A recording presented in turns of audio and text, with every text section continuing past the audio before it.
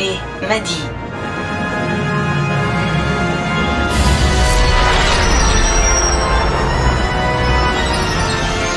Faucon Millennial, le podcast le plus gauchiste de la galaxie.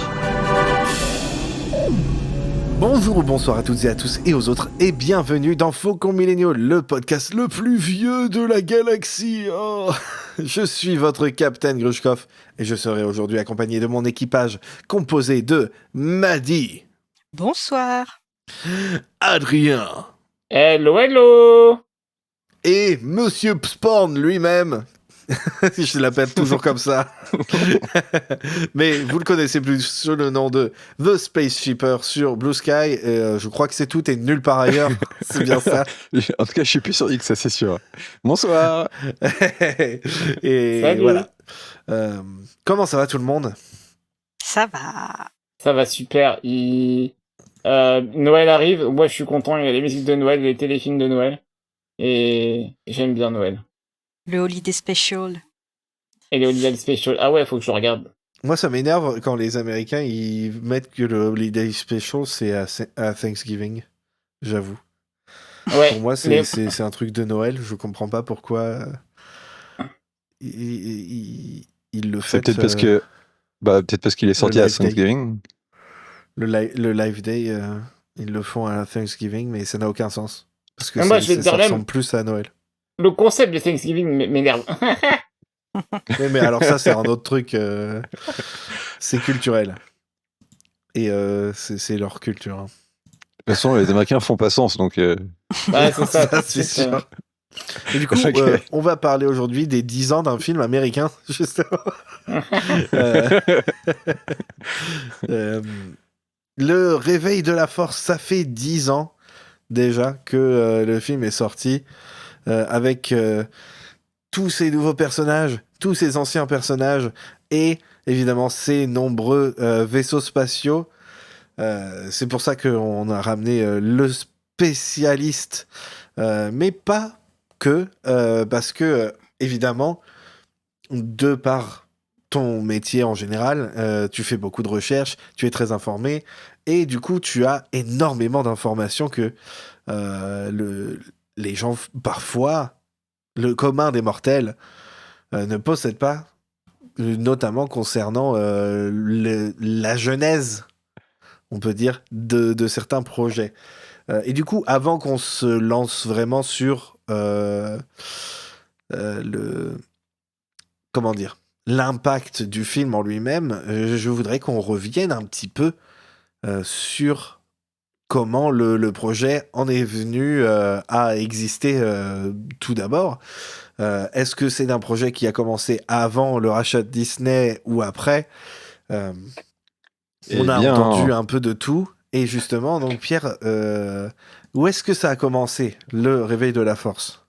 Et donc, merci pour cette introduction à un podcast qui va durer 17 heures. Donc, tout On lui a dit, commence on en fait vite, on a 10 1978.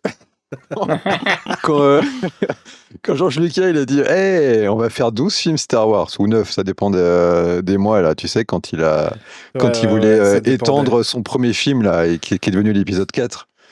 À l'époque déjà, il avait déjà noté quelques idées, mais qui ont vite été mis de côté avec la sortie du Retour des Jedi, tout ça, et puis toute l'époque où il a arrêté de faire du Star Wars parce qu'il sentait que c'était pas encore le moment pour faire la prélogie avec tous ces effets spéciaux.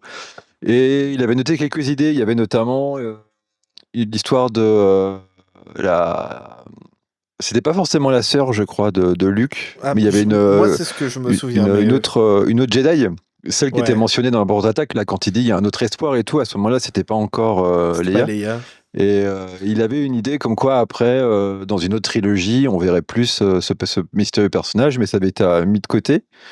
Et puis ensuite, il y a eu 2 décennies, la prélogie, etc. Et il avait dit un truc qui s'est avéré totalement vrai. Il a dit il n'y aura plus jamais de Star Wars après la revanche des Sith. Ça, on s'en Du rappelle. coup, Hein, 2 ans c'était plus plus tard, il que faisait The Clone Clone Wars. Wars. J'allais dire le Réveil de la Force, mais non, la Force unifiée, là, The Force Unleashed. Ah oui. Et ça, c'était les gros projets à ce moment-là. Et puis, Et puis il était toujours dans l'idée de ne plus faire de Star Wars, de film en tout cas. Il voulait faire sa série live action, Star Wars Underworld, qui devait être un projet qui était avec Star Wars 1313 aussi, le jeu vidéo. Il avait beaucoup d'idées, mais pas de film. Et puis, alors après, là, il y a l'histoire officielle. L'histoire officieuse, c'est dur à dire. Au moment où il en avait ras-le-bol des fans et de Star Wars en général, mais c'est vrai, Il a tenu, il y a 30 une ans. interview du Los Angeles Times, je crois, qui date de début 2011, où il dit clairement pourquoi continuer si on se fait détester tout le temps, ce qui me paraît assez logique. Ouais. Et à ce moment-là, il disait non, il n'y aura pas de Star Wars, etc. Mais en fait, selon certaines interviews, à l'époque, il commençait déjà à plancher sur des synopsis pour 3 autres films, pour l'épisode 7 à 9. Et en même temps, c'était l'ouverture de Star Tours 2, enfin The Adventure Continues, aux États-Unis, et qui est fait avec Disney. Et c'est à ce moment-là George Lucas a discuté avec Bob, notre cher ami Bob Iger, Bob. et qu'ils ont commencé à discuter pour vendre Star Wars. Et donc là, c'est servi de produit d'appel, non seulement devant la licence, mais vous aurez aussi 3 synopsis de quelques lignes sans doute, qu'on n'a jamais vu pour l'instant, sur ce qui se passerait après. Et ça, on sait qu'il a travaillé dessus avant, au moment où il vendait, quoi, en gros en 2012. Début 2012, le moment où ils ont commencé à arrêter plein de projets mystérieusement qui s'arrêtaient, puis des Star Wars Détour qui disparaît, etc. Là. Et puis Disney a racheté Star Wars, et puis ils ont regardé toutes ces synopsis, et puis ils ont décidé de pas les utiliser. Il y a des idées qui ont été prises, mais ils sont partis sur leur propre direction. Et George Lucas lui-même, qui était consultant au tout début de la création du film, du Réveil de la Force, au moment où on appelle le moment Blue Sky, c'est-à-dire le moment où ils ont... le scénario était en cours d'écriture, c'était Michael Arndt au début, le scénariste de Toy Story 3, Little Miss Sunshine. Et, oh là là, il dit tout. Bah oui, je dis tout, non, c'est que le début, tu rigoles. Non, mais c'est très très bien, vas-y. 17h. Exactement. Exactement ce que je voulais. Non, je m'arrête juste au moment où ça devient le Réveil de la Force. C'est-à-dire que George Lucas, au début, il devait être consultant, et puis dans une interview, il a dit, en gros, peu importe ce qu'ils vont être dit, je serai pas d'accord, et c'est plus moi qui décide, donc je les laisse faire, et puis c'est une nouvelle génération qui le fait. Après, on sait que des fois, il a dit qu'il le regrettait, etc. Mais il a vendu son truc, donc il avait pu... c'était plus son bébé, quoi. Et donc, en fait, il y a eu quand même, on va dire, plusieurs idées pour une troisième trilogie par George Lucas. Celle des années 70, où c'était très, très vague. Puis ensuite, celle de 2011, où c'était visiblement plus centré sur la politique, un peu comme la prélogie. Et il y avait aussi une histoire, je crois, autour des midi-chloriens et de la force, etc. Un truc, encore une fois, en droite ligne de la prélogie, quoi. Et finalement, donc ils sont pas partis dessus. Et donc, voilà pour la partie qui précède la vraie production du Réveil de la Force. Et du coup, Michael Arndt ne faisait plus partie du projet. Il a fait partie du projet encore pendant quelques temps après, parce que je crois qu'il a travaillé 8 mois, et il a dit après, j'ai besoin de 18 mois. Et les Disney ont fait, bah non, c'est pas possible, on a dit que le film il sortait dans 2 ans, on va pas te laisser le temps. Donc là, c'est là qu'ils ont appelé DJ Abrams, qui était déjà dans le réalisateur à ce moment-là, et Laurence Kasdan, qui était consultant à ce moment-là, qui était pas scénariste au début, pour finir le script. Ils l'ont fait en 6 semaines, et donc beaucoup plus rapidement que ce que voulait Michael Arndt. Et finalement, ils ont fait très rapide, sauf que le problème récurrent à l'heure Disney, c'est comme la date de sortie est la première chose qu'ils prévoient pour tous ces films. Ils sont pressés par le temps, le script n'était pas terminé, et on sait que sur le lieu de tournage, ils continuaient à écrire des scènes, etc., avec Laurence Kasdan, à essayer de voir un petit peu à régler des problèmes de dernière minute, ce qui est malheureusement un peu la malédiction des films de Star Wars de l'ère Disney, puisqu'on sait que, mis à part les derniers Jedi, tous les films ont eu des problèmes de production parce qu'ils sont allés trop vite, parce qu'il fallait vite respecter une date et pour plaire aux actionnaires qui avaient dépensé, Disney avait dépensé 4 milliards. Donc il fallait des résultats rapidement, et c'est un peu le problème qu'il y a eu pour tous les films, mis à part les derniers Jedi. Enfin, on a vu pour Solo et Rogue One que ça a été très compliqué. Et le Réveil de la Force a eu un problème similaire. En fait, ils ont été pressés par le temps. 6 semaines, c'est pas mal, mais à 2 avant même de commencer le tournage. On sait qu'ils discutent, ils ont expliqué qu'ils discutaient tous les deux scénaristes, en se promenant dans New York ou dans Paris d'ailleurs. Ouais. Mais peut-être que ça explique pourquoi le film est moins original comme l'auraient espéré certains fans. Et en même temps, le fait que c'était peut-être plus comme les anciens Star Wars, était aussi une bonne façon d'approcher le film. Mais bon, ça, je pense qu'on discutera plus tard sur notre ressenti du film, quoi. Bien sûr. Heureusement, J.J. Abrams n'a jamais eu ce problème-là plus tard dans la saga. Et c'est pas révélé hyper catastrophique, donc on est bien. On est bon là. Mais c'est pareil, il a été aussi. Ils ont réussi à le convaincre au dernier moment pour l'épisode 9. Oui. Pareil, il y a eu des ennuis de production. Ils l'ont appelé, il a dû tout faire assez rapidement. Il n'y a pas le recul. DJ Abrams, même s'il y a beaucoup de choses que je critique dans ce qu'il a fait, il y a quand même le fait que, au début, en plus, les 2 fois, il voulait pas. Hein. Les 2 fois, il a refusé une première fois avant d'être convaincu. Et il a été très pressé par le temps, ce qui est quand même à prendre en compte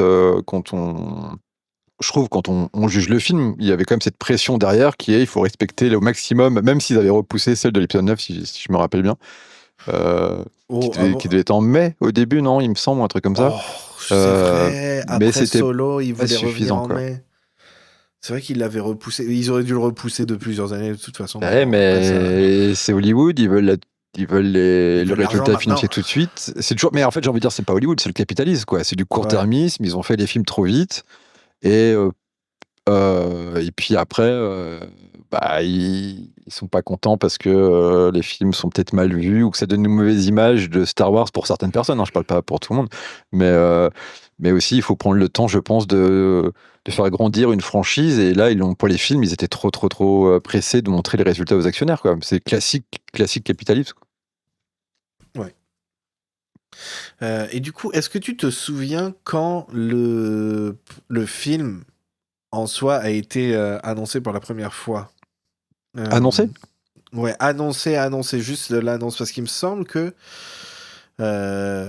ils l'ont annoncé directement avec le casque, avec le casque, avec le cast, non? Ou alors je me souviens mal et ils l'avaient déjà Ils dit. l'avaient pas évoqué lors de lors du l'achat, rachat. justement.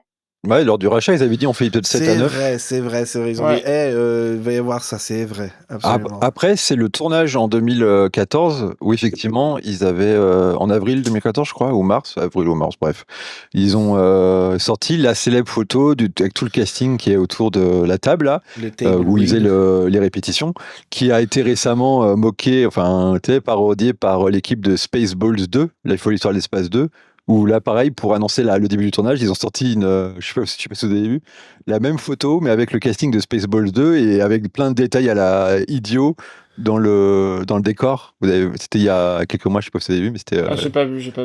C'était la Non. première blague du film, se fout de la gueule justement de la photo de Réveil de la Force. La fameuse photo des en noir et acteurs, blanc, là. Ouais, De quoi ouais. Oui, La la fameuse photo en noir et blanc. Là. quoi. Ouais, photo en noir et blanc, ouais. Ouais. Alors, je me rappelle, quand j'ai vu cette photo, je crois que j'étais à l'étranger, chez ma famille. Et j'ouvrais mon ordinateur et je tombe là-dessus. C'était quelque chose. Tu m'étonnes. Depuis le temps qu'on attendait ça. Oh là là. Et donc, voilà, ils ont annoncé comme ça.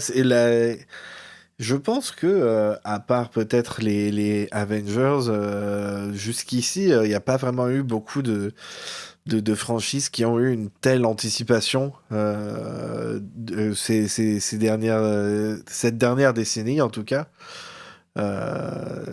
ils ont Mais tu- vraiment bien géré leur marketing sur le film, je trouve. Mais tu sais que Le Réveil de la Force est toujours le plus gros succès aux États-Unis. Si on compte pas l'inflation, évidemment, mais c'est toujours compliqué.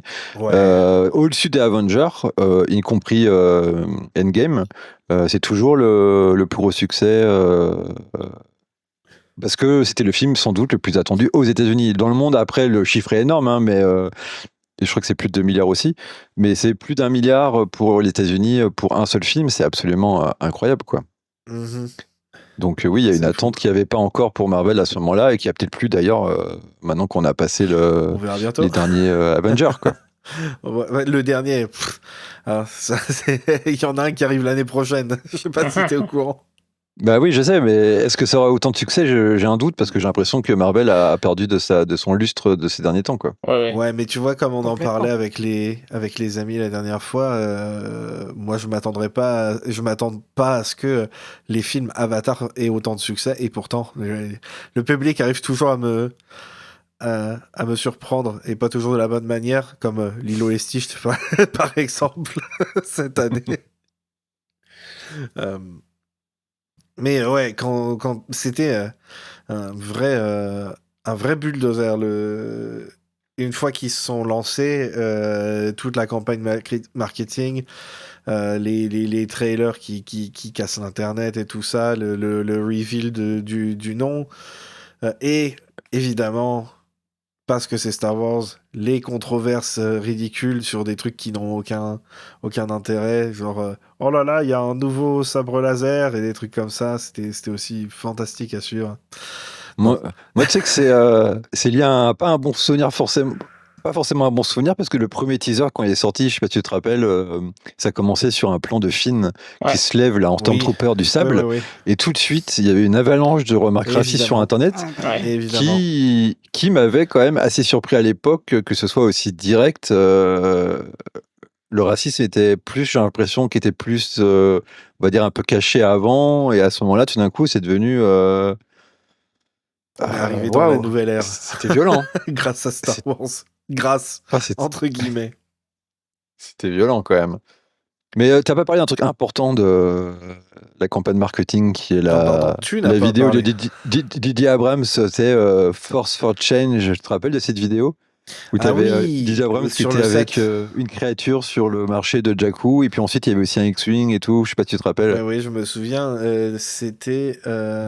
Je me souviens parce qu'il avait un nom qui ressemblait à Boba Fett. Je me souviens plus de la créature, mais. Oui, je me souviens exactement lequel c'est. C'est celui qui a une cage avec des oiseaux Ouais, dans son dos. c'est ça. C'est ça, ouais. Et après, il y avait un autre aussi où c'était le X-Wing moderne. Et c'était à un moment où il n'y avait pas encore beaucoup de photos ou autre, c'était cool d'avoir quelques images du tournage parce qu'ils sont devenus quand même super secrets par rapport à la prélogie. Ou la prélogie, je sais pas si vous vous rappelez, mais sur le site officiel, on pouvait voir carrément des images du tournage avec quelques minutes d'écart là sur une webcam. Et pour les de la Force, c'était beaucoup plus secret. Et moi, j'avais suivi toute la production que j'avais couverte pour un magazine. Et c'était pas simple d'avoir des informations pour ce film, hein. Ils étaient très, très, très secrets. Et ce que je trouve un peu dommage, quoi. Mais bon. Ouais, puis toute la Surtout quand restructuration, on aime bien documenter. toute la restructuration de leur databank hein, sur le site de Star Wars officiel, ça a lieu à l'époque. Hein, il me semble un peu avant le film, hein, la Star Wars Encyclopedia ferme pour laisser place à la databank. Et Oui, c'est ça. Hein. ouais, c'était parce qu'en 2014, ils avaient officiellement rebooté C'est ça. l'univers officiel, là, qui avait quasiment tout qui était passé en Legends, donc il fallait faire le ménage.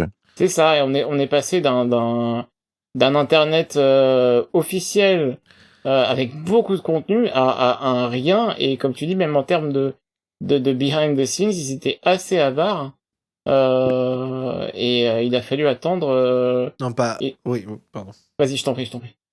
Non, attends, je me dis, est-ce que avare c'est le bon mot, mais probablement. Ouais, si. T'inquiète, c'est moi. Continue. Disons Comme que si j'avais voilà, rien dit. on était on était mine de rien enfin c'était un peu un secret quoi. On savait pas trop ce qu'il en était, et même les premières images qu'on a eues du film, que ce soit des images ou même des trailers, on n'avait pas grand chose sur le film quoi. Mais est-ce que même le film, on avait lui-même, je veux dire, et en fait, j'ai l'impression que tout ça, c'est parce que Lucasfilm était en mutation complète, qu'il y avait une restructuration globale, non seulement de l'univers, mais aussi de Lucasfilm eux-mêmes. Je pense qu'il y a pas mal de gens qui ont été recrutés, remplacés ou autres, et peut-être qu'ils n'avaient pas encore une politique précise pour la promotion ou autre, qu'on peut ressentir Ouais. par plein de détails au niveau de l'information, au niveau de ce qu'ils dévoilaient, et même, je dirais, le film lui-même, quand on y repense, il y a quand même plein d'informations qui sont pas données dans le film, qui ont été données, comme souvent avec Star Wars, c'est souvent dans les romans et qu'on trouve les détails, mais il y a quand même des informations importantes qui n'ont pas été données. Par exemple, moi-même, jusqu'à quasiment la fin du film, et encore beaucoup de gens encore actuellement le croient, que dans le film, c'est Coruscant qui se fait exploser et non pas Osnan Prime. Ah ouais. Parce que c'est Et vrai ça que ça aurait ressemble dû. beaucoup à Coruscant. Ouais. Ça ressemble aurait dû. énormément à Coruscant. Et donc, moi, mon fils, encore l'autre jour, on l'a revu le film pour le podcast, quoi. Et il m'a dit ah, c'est dommage, Coruscant est détruit. Je fais mais non, c'est pas Coruscant. Coruscant est immortel, voyons. Et Tu ça, vois, d'ailleurs, et ça, c'est avait quand même son dommage. propre subplot, ça a été coupé au montage. Bah ouais, mais ils auraient dû mettre, je sais pas, marqué Coruscant. C'est juste ça. Comme dans Andorre, tu vois. Pas bon. C'est des petits détails comme ça qui font dire qu'il y avait. Ils sont allés tellement vite qu'il y a des petites choses qui sont passées un peu à la trappe, quoi. Et Je aussi, pense. évidemment, le grand exemple qui des gens aiment bien rappeler aussi, le manque de câlin entre Leia et Chewie après la mort de Han. Spoilers, Oui. pardon. que Ah, ça que fait JJ 10 ans, lui-même c'est a bon. dit qu'il regrettait Quoi de ne pas l'avoir fait, par exemple. Ouais. Euh, Bah, c'est tout vrai comme que il a c'est un dit peu qu'il bête. regrettait d'autres choses, mais je plaisante. Euh, Et donc, tu m'avais mis une bonne transition et puis j'ai oublié après. Battlestar Galactica, sorti en 2022, 23, c'est ça? Moi, j'ai une question, Oui, Pierre. vas-y. Est-ce qu'à l'époque, alors, je suis désolé, j'ai pas les dates de ton activité en tant que spaceshipper, mais est-ce qu'à l'époque, t'étais déjà bien intégré sur les réseaux sociaux?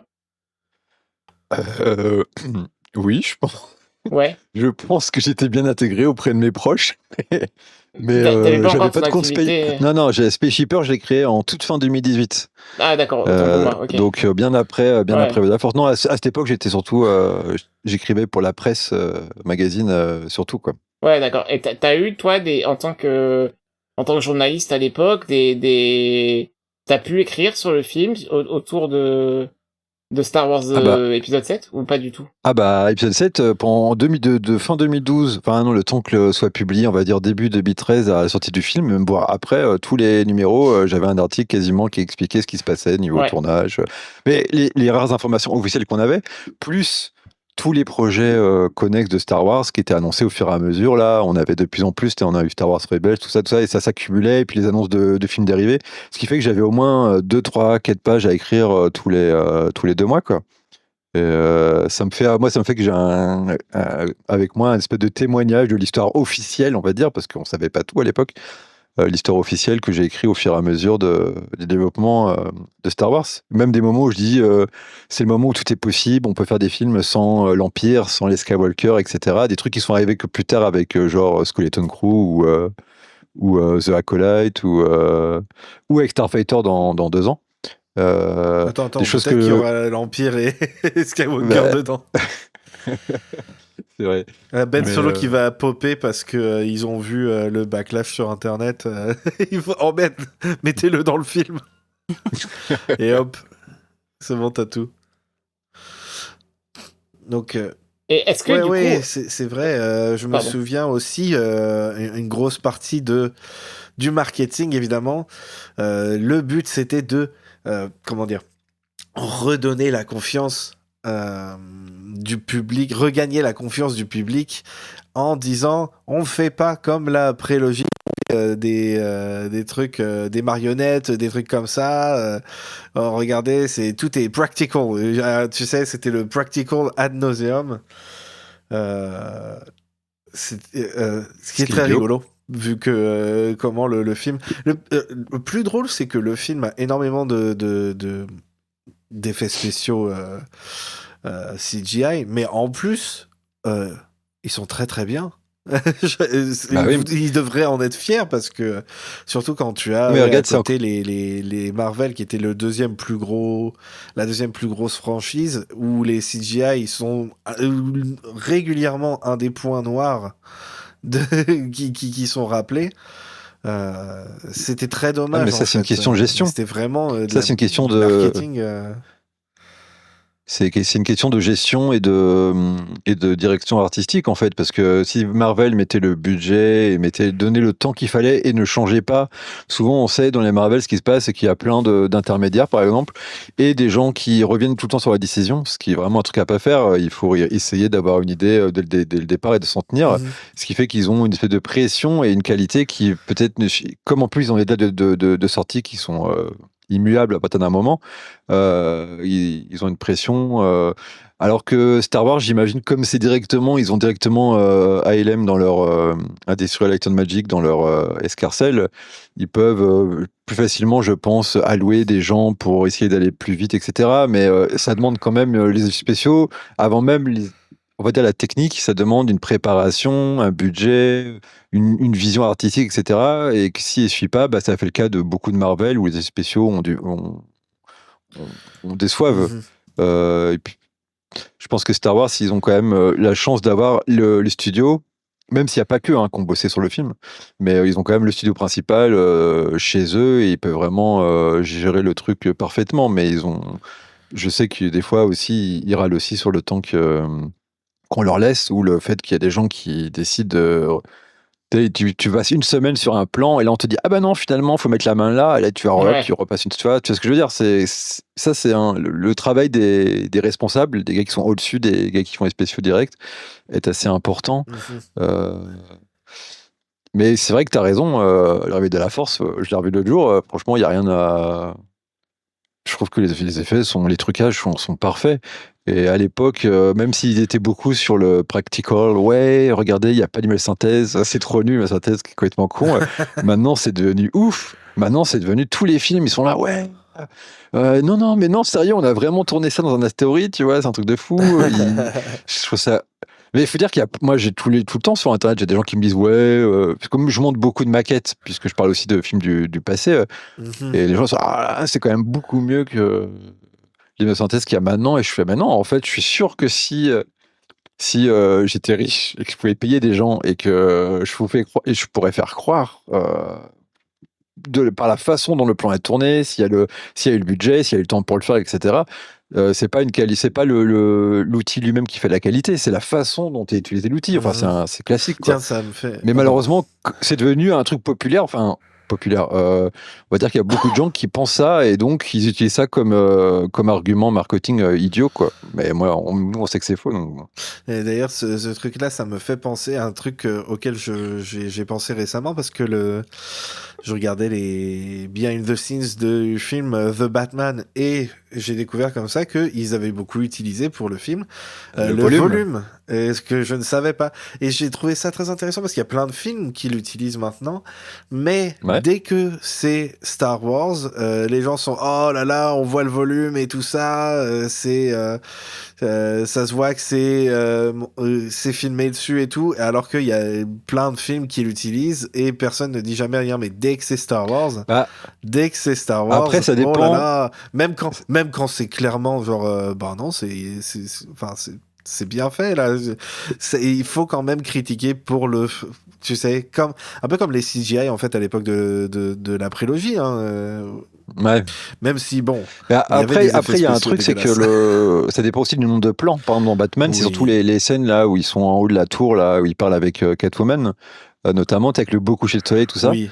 Il y a eu plusieurs plans comme ça. Là où, si tu prends Obi-Wan Kenobi, il y a des larges parties, des scènes entières qui ont été tournées. Et ça, moi, je le vois direct dans Obi-Wan Kenobi. Ça me sautait aux yeux que Jabim, c'était en grande partie le volume, tu vois. Parce qu'il faut que il y ait enfin, en tout cas, au moment où ils l'ont fait, il y avait la luminosité, etc., était vachement importante dans le rendu.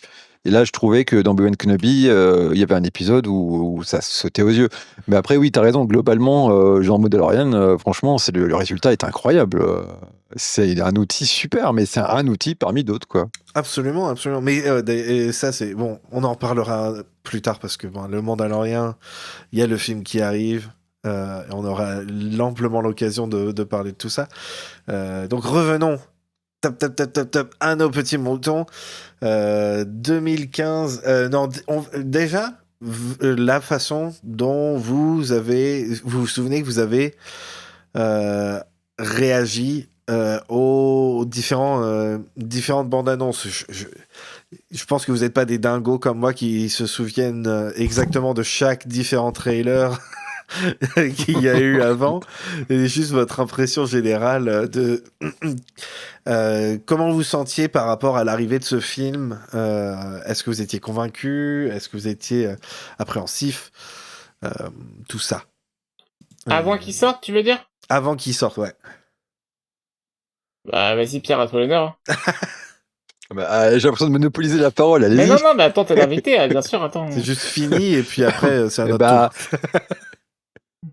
eh bah, moi, honnêtement, j'ai vu les. Pardon. Quand j'ai vu les trailers, les teasers, etc., bah, j'ai trouvé ça super. Parce que ouais, c'était le retour de Star Wars et surtout des nouveaux personnages qu'on connaissait pas. Donc c'était le mystère, pourquoi il y a un Stormtrooper? Attends, ça veut dire qu'il y a un Stormtrooper qui est un héros, qui je trouve qui était une idée super et qui finalement a été mal utilisée je trouve, dans The Rise of Skywalker. Mais il y avait plein de trucs comme ça, de mystères. Il y avait plein de petits détails. Ah, il y avait les vaisseaux où je me suis dit, ils remènent les X-Wing, les TIE Fighters. Je savais pas trop quoi en faire de ce truc-là, je me rappelle. Mais à la limite, je me souviens plus des réactions des autres, c'est-à-dire des gens qui m'avaient dit, on dirait un fan film. Mais ça, il le Ah. disait dans... Ça, c'est mon Et en sujet, fait, ça. je comprends à la limite parce que c'est vrai que quand c'est un truc que tu as vu des dizaines de fois et que tout d'un coup il y a un truc qui est en plus plus récent avec une autre sorte d'image, etc. Et puis un autre cinéaste, forcément, bah ça fait, t'as l'impression de voir ce qui est quelque part vrai parce que J.J. Abrams c'était un énorme fan de Star Wars, donc c'est un espèce Star Trek, c'est un fan film. de fan film glorifié, quoi. Mais moi, j'ai trouvé les bandes annonces assez cool, même si elles me laissaient un petit peu dans le mystère. Et en même temps, c'est exactement ce qu'on demande à un teaser, de pas trop en dévoiler et de donner envie. Et je pense qu'elles étaient plutôt réussies à ce niveau-là, quoi. Mais très bien. C'est marrant, ce que tu as dit sur le fan film, forcément ça me rappelle mes recherches, hein, parce que bah, je fais une thèse dessus quand même. Il y a beaucoup de personnes qui utilisent cette expression pour parler de manière Négatif. péjorative des œuvres. Ouais. Ouais. Et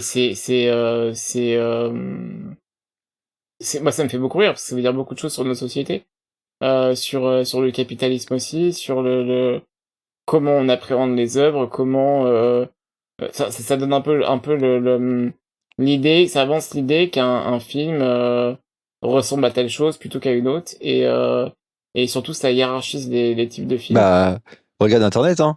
Bien Moi, sûr.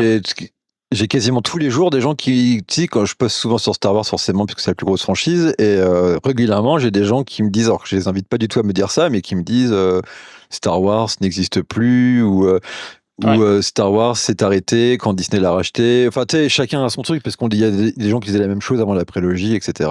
Ça n'a pas changé. Mais voilà, il y a des gens, bah, eux, pour eux, leur vision de Star Wars, c'était les films de quand on était petit. Mais bon, bah, pourquoi pas? Moi, je m'en fous. C'est juste que me dire ça 1000 fois sous mes posts, ça me fait un peu chier, quoi. Non mais ouais, non, mais c'est vrai, je peux le comprendre. Mais toujours est-il que cette expression là, on dirait un fan film, et ça a d'ailleurs été réutilisé il y a quelques années avec la sortie de la série Lord of the Rings, où vraiment c'est utilisé pour parler des projets. En fait, c'est surtout utilisé pour dénigrer un projet qui est enclin à la nostalgie. En fait, c'est une critique. Ouais, mais c'est du gatekeeping. C'est complètement du Oui, c'est une gatekeeping. force. Mais c'est drôle de voir à quel point les fans et le concept de fan film est mis dans l'équation pour parler d'une chose négative. Et Alors qu'il y en a des super. de quoi? Il y en a des Genre super. Star Bien Wars sûr, en non, mais moi, je 1977. De Excellent quoi? fin de film. Eh ben, Flash c'est ce que j'allais Gordon. dire. fait la promo. C'est ce que j'allais dire. Ça, on le Au dit cours de mes toujours. recherches, c'est à moi de monopoliser un peu la parole maintenant. Au cours de mes recherches, j'ai tenté de m'interroger sur la définition du fan film. Et j'en ai proposé une dans ma thèse. Et c'est vrai que c'était super dur à faire comme exercice parce que c'est pas une activité qui a eu beaucoup de littérature scientifique. Le fan-film, ça intéresse assez peu de monde, curieusement. Et du coup, la définition du fan-film, elle est super dure à établir. Et vraiment, j'ai essayé de le faire, mais ça a été très très dur et je suis pas entièrement satisfait de ma définition. Et c'est vrai que selon cette définition nouvelle que j'ai faite, je vais pas vous dire ça maintenant, mais Oh, il tease. Star Wars n'est Ouais, il pas tease sa thèse. Star Wars n'est pas un fan film. Mais et c'est ça qui m'embête, on peut pas nier que C'est inspiré. c'est il y a des choses qui se passent quoi. C'est une sorte de fan film d'une certaine manière et il faut que je retravaille tout ça. Mais c'est vrai que mine de rien, il y a des éléments fan filmiques dans de nombreuses œuvres, notamment dans les œuvres importantes pour la pop culture quoi. Mais attends, pour reparler de fan film, c'est assez d'ailleurs paradoxal, c'est que les gens utilisent l'expression de fan film pour dénigrer une production officielle d'ampleur, etc. Et en même temps, dans le cas de Star Wars, il y a beaucoup de mecs quand même Ouais. qui disent les fan films font mieux que les productions officielles. Tu vois, c'est un peu. Ouais. Même quand Mais c'est éclaté c'est au sol. ambivalent. T'as raison, Maddy, c'est super ambivalent parce que surtout que on entendait aussi l'expression ouais, c'est une fanfiction, c'est et en fait ça c'est des critiques qui sont en plus à mon avis misogynes parce que Misogynes, voilà, c'est voilà. ça. Misogynes parce que les femmes écrivent beaucoup plus de fanfiction que les hommes, les femmes et les personnes queer d'ailleurs. Et en fait, il se trouve que les fanfics c'est une activité majoritairement masculine. Ça, j'en parle dans ma thèse. Et et le truc c'est ça, c'est qu'en fait ces gens qui disent qu'on dirait un fanfilm se tirent une balle dans le pied. C'est assez drôle parfois. Et du coup, on m'a dit qu'est-ce Je que pense t'en pas penses qu'ils réfléchissent aussi. Ah, moi. pardon. Oui, non, Comment ça c'est sûr. M'a dit, et toi, qu'est-ce que est-ce que tu as fait beaucoup d'attentes par rapport à ce fan film ou Bah, alors, moi, je me rappelle surtout de 3 choses. C'était du coup l'annonce du film. Alors, tu sais, c'était toujours mystérieux. Il y avait, comme vous disiez, la photo de la lecture du script. Alors moi j'étais très hype aussi parce que je suivais beaucoup ce que faisait Gwendoline Christie à ce moment-là. Du coup, quand elle avait été annoncée, j'étais très hype. Et évidemment, la première bande-annonce, ça a été le détonateur vraiment. La hype a monté d'un cran.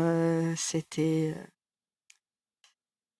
C'est pour ça que je trouve un peu paradoxal les gens qui disent que c'est comment dire, que ça a une vibe complètement différente des Star Wars précédents parce que ça m'a vraiment fait l'effet de on revient dans Star Wars. C'est pour ça les gens qui disent que c'est vraiment complètement différent. Enfin, il y a les Stormtroopers, il y a les TIE, il y a les X-Wing. Il y avait tout ce qu'il fallait, même la musique de John Williams dans la bande-annonce. Il y avait tout ce qu'il fallait pour dire Star Wars est de retour. Et vraiment, c'était la hype de fou. Et on en avait parlé avec mon prof d'anglais à ce moment-là. Et pareil, lui, il était hype de ouf. Hein. Bah, la plupart des gens, je pense qu'ils étaient hype. C'est juste qu'il y avait quelques personnes du fandom qui représentent, je pense, les mêmes choses que la population, qui ont tiqué sur le fait que un personnage principal est une femme et l'autre n'est pas Une blanc. personne racisée, ouais. Et je pense que ça suffit à énerver quelques gens, mais bon, maintenant je les ignore et ils nous pompent de l'énergie pour rien, quoi. Mais tiens, en parlant de mon ex-beau-père, c'est pas particulièrement la personne la plus progressiste du monde. Lui, il a pas compris la déferlante raciste qui est arrivée à ce moment-là. Ouais. Tu vois, même pour un homme qui est quand même plutôt de droite, pour lui, c'était inconcevable que des gens s'énervent parce qu'il y a un homme noir dans un film. Tu vois, Après, faut se rappeler que c'était pile poil à l'époque du Gamergate, c'était 2014. Ouais. Donc c'est le moment où les langues commençaient à délier et ce qui est devenu maintenant le monde actuel finalement. Oui, c'est c'était ça. le début où je pense les gens osaient plus montrer leur vrai visage. Tout d'un coup, La malheureusement. fascisation de la société, quoi. Je pense que on en maintenant, parle un peu. tu sais, à l'époque, si tu étais sympa sur Internet où tu défendais des causes X ou Y, on parlait de virtue signaling. signaling, ouais. Et en fait, maintenant, depuis, c'est devenu vice signaling. C'est-à-dire que maintenant, si tu regardes ce qui se passe aux États-Unis, et là aujourd'hui, j'ai vu encore un post du ICE, ou enfin ceux qui s'occupent des déportations, là, qui chassent les migrants partout, là. Et bah maintenant ils sont fiers, tu vois, de montrer. Il y a eu un basculement, je pense, à cette époque-là, qui fait que c'est devenu normal de dire des trucs horribles, et tout en mettant la pression sur les gens qui étaient normaux, pour leur dire, hey, tu n'as pas le droit d'être sympa avec les gens et tout. Et ça correspond pile poil, parce que le teaser c'était 2014, Ouais. et Gamergate c'est aussi 2014, quoi. Dans ces eaux-là, en tout cas. Les deux mouvements sont liés d'ailleurs, hein, à mon avis. Ah bah, c'est la faute de la France si on a eu Trump, hein. Bah voilà. Oh putain, c'est vrai que le Gamergate, ça a commencé chez nous. Au secours. Au secours. Bref, en parlant de Gamergate, du coup, en décembre 2015, le film est sorti. Non, ça n'a rien à voir, mais je veux dire, il y a eu une explosion de planètes. Je sais pas. Ça avait rien à voir, je voulais juste. Attends, qu'on on enchaîne. n'a pas fini les réactions, toi, Grushkov. Comment tu l'as envisagé? Comment t'as vu le projet avant qu'il sorte? Bah, moi, j'étais un fanboy en couche-culotte. Jeune papa, d'ailleurs, à l'époque. Oui, et d'ailleurs, justement, quand le film est sorti et qu'on l'a vu au cinéma, et ben, il y avait le deuxième dans le ventre, du coup. Il a entendu Star Wars épisode 7 pendant qu'il était en train un amas de cellules là. Donc ouais. Oh, c'est quoi la merde qui regarde les parents là? Est-ce que tu penses que depuis son ventre, il était là? Oh, ça ressemble quand même vachement à l'épisode 4. Ah, putain. Oh non, c'est vraiment trop une Marissou. C'est un peu woke, c'est trop une Marissou. Oh non. Oh, c'est l'inverse de lui. Ouais, je sais bien. Je rappelle que celui-là, il dit souvent qu'il veut jeter les capitalistes dans l'océan. Donc, oui, c'est vrai. C'est vrai. Quel king. Mais ouais, franchement, moi j'étais conquis dès le début. Donc c'était assez facile de... Comme vous le savez, de toute façon, si vous écoutez ce podcast régulièrement, et vous qui me connaissez, je suis très bon public. J'aime bien tous les films, même ceux qui sont pas bien, excepté un. Mais ça, c'est une autre histoire.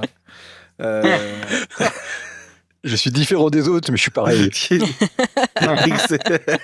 ça. Mais même là, j'en parle souvent juste parce que ça fait partie du podcast. On parle de Star Wars, mais dans la vie de tous les jours, je suis pas tous les jours en train de dire putain, c'est vrai que c'était de la merde l'épisode 9. Non, je suis pas comme les haters de l'épisode 8 qui en parlent encore de manière véhémente de nos jours là.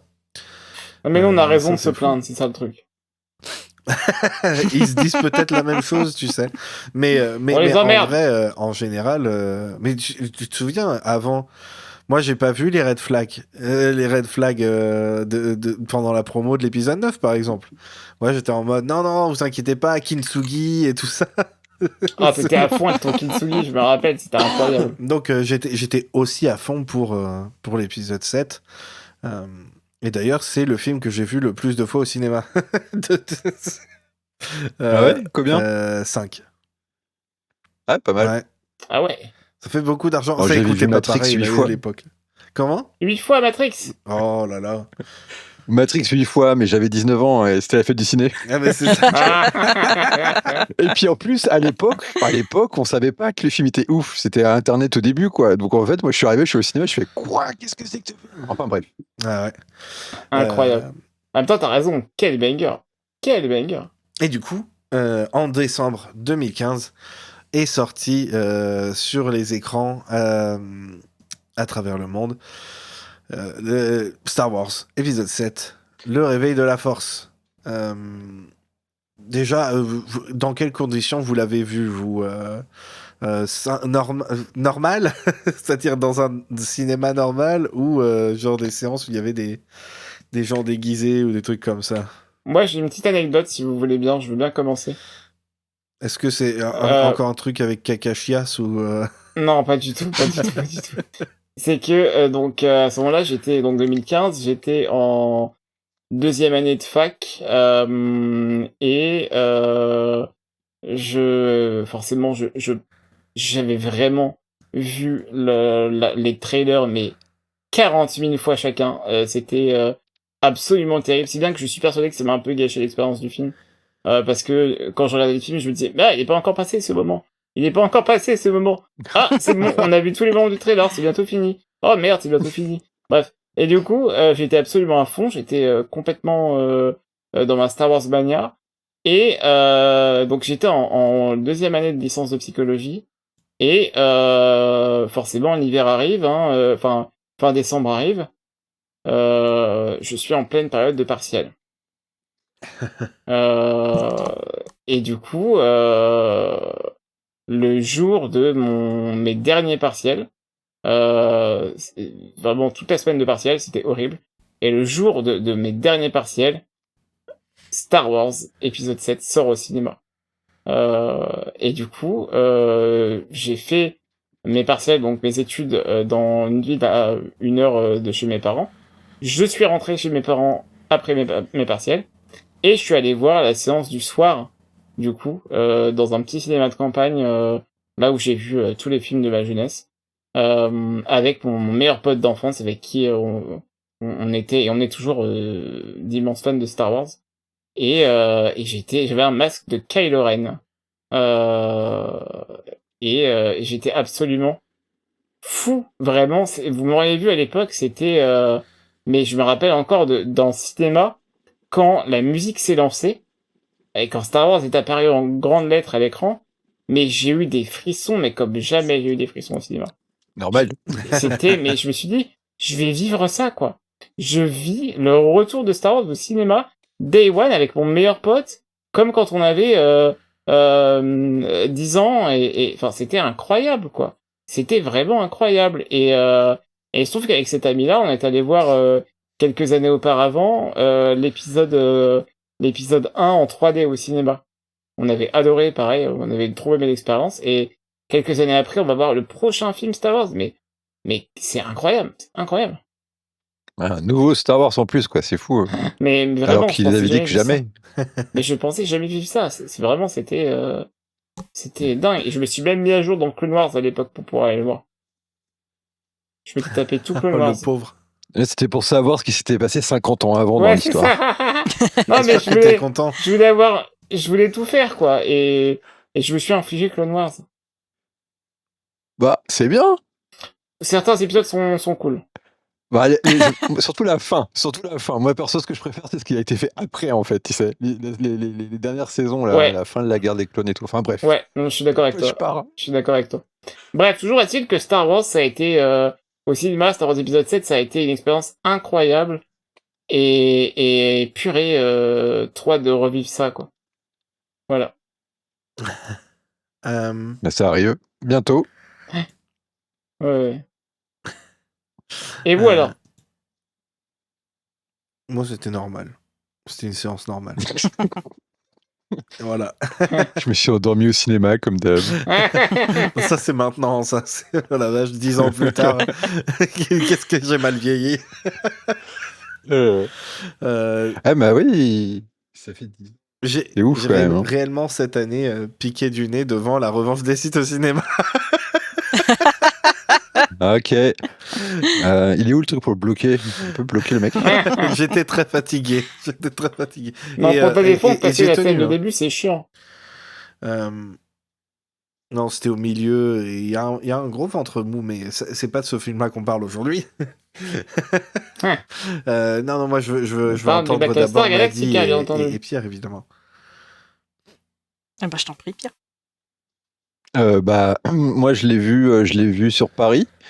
Parce qu'en fait, j'avais déjà l'habitude pour les gros films quand j'étais jeune d'aller toujours au même cinéma, le Max Linder Panorama à Paris. Oh là là. Et j'habitais plus à Paris, mais c'est pas grave, je voulais quand même refaire cette ambiance, comme tu disais là, Adrien, le côté avec tes amis, et puis waouh, incroyable, un nouveau Star Wars qui sort. Et donc, j'étais allé au Max Linder, et l'ambiance était géniale, mais c'était pas trop cosplay ou autre. C'était le Grand Rex, qui est 100 mètres plus loin, où là, il y avait plein de gens qui étaient en cosplay et déguisés, etc. Et l'ambiance était cinéphile, j'ai envie de dire presque, mais enthousiaste. Et mon impression, si mes souvenirs sont bons, c'est d'être content parce que le film était une Madeleine de Proust. C'était un peu l'idée derrière ce film, hein. C'est-à-dire on reprend beaucoup de choses des anciens films, on remodernise et on remixe pour en faire quelque chose d'un peu différent et moderne, tout en lançant des nouvelles histoires avec de nouveaux personnages. Et ça, j'avais plutôt été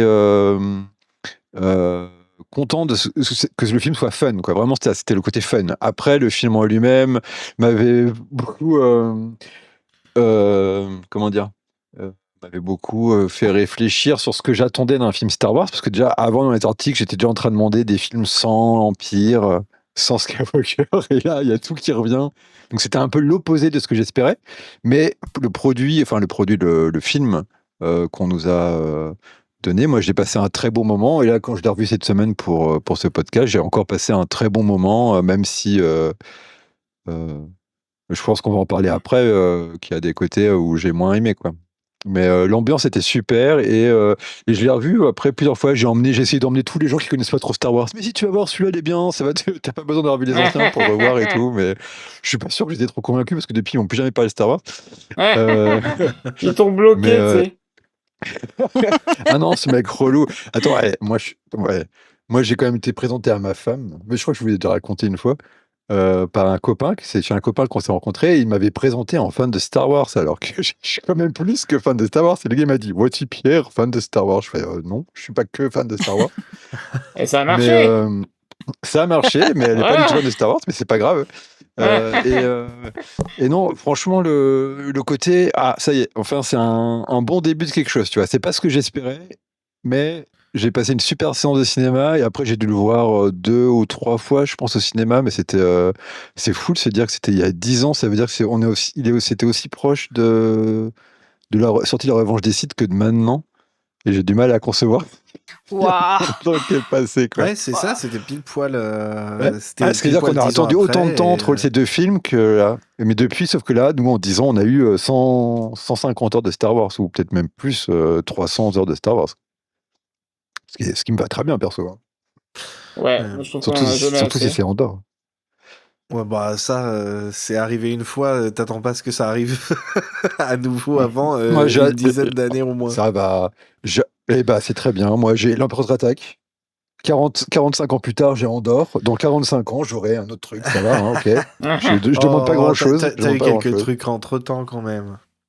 T'es peut-être pas. Oui, des trucs sympas. Non, mais un truc qui te touche au plus profond de ton cœur, j'en demande pas beaucoup. Moi, j'ai des Je m'en discussions tout demande le temps pas avec des beaucoup, gens là, qui sont là, juste, ouais, une œuvre j'ai transcendante. pas aimé, j'ai pas aimé l'une des 10 séries qu'il y a eu. Alors, je vais dire, arrêtez de tout regarder parce que si, visiblement, il y a plein de trucs que vous aimez pas, attendez qu'on vous dise si on pense que c'est bien. Et puis, je trouve ça bizarre. S'il y a un truc qui est génial, par exemple, imaginons que tu adores The Acolyte, mais que t'as pas aimé Obi-Wan Kenobi et Boba Fett, qu'est-ce que tu t'en fiches que t'as pas aimé les autres trucs alors que l'autre série t'a touché au plus profond de ton cœur? Moi, c'est ça que j'attends du Ah, divertissement, un truc qui te touche. mais ça, c'est parce que c'est une de mes et j'en parle tout le temps. Hein, c'est vraiment un de mes trucs tout le temps. Hein, c'est que je pense qu'on est tous fans de Star Wars. Tout le monde a un avis sur Star Wars. Tout le monde a une histoire avec Star Wars. Et du coup, s'il y a un truc qui est pas bien dans Star Wars ou qu'on n'apprécie pas dans Star Wars, on a absolument envie d'en parler, même si on n'est pas spécialiste ou quoi. On est tous fans de Star Wars. C'est mon truc. Et moi, je trouve ça bizarre dans le sens où, tu vois, Star Wars, c'est devenu, depuis Disney, c'était l'idée de l'origine, c'est devenu un endroit où on filme des histoires. Et ça veut dire que pour moi, mettre sur le même plan Andor, Obi-Wan, Réveil de la Force et je sais pas quoi d'autre, c'est comme comparer Friends, NCIS, Code Quantum.